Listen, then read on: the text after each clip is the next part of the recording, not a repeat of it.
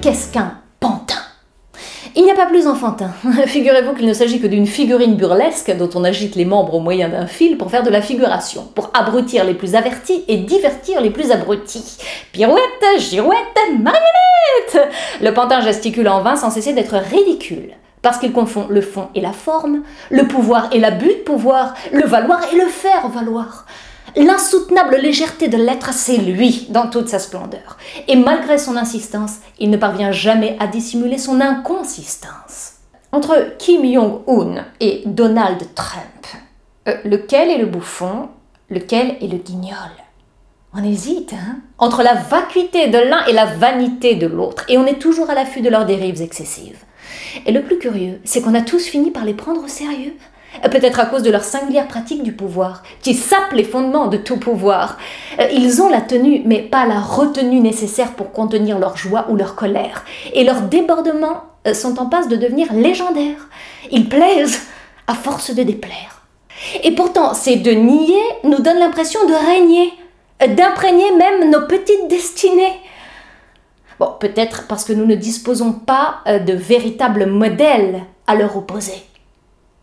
Notre monde mondialisé, hyper médiatisé, n'a plus de leaders désormais, mais des dealers, qui n'ont d'autre souci que de se faire du blé ou inonder le marché.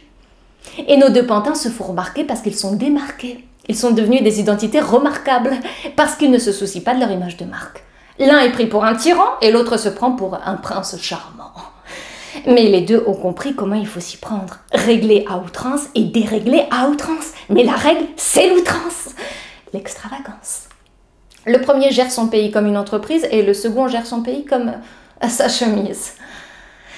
Vous avez sans doute hâte que je vous dise le nom du marionnettiste qui les agite à sa guise. Qui est derrière nos deux compères? La réponse me semble pourtant claire. C'est l'histoire. Les deux ont été reçus en vertu d'un concours de circonstances. Les deux ont bénéficié non de l'appui de leur peuple, mais de la recrudescence du populisme. Le seul mode à la mode. Et en dépit des apparences, ils ne sont ni bêtes ni méchants, mais faibles.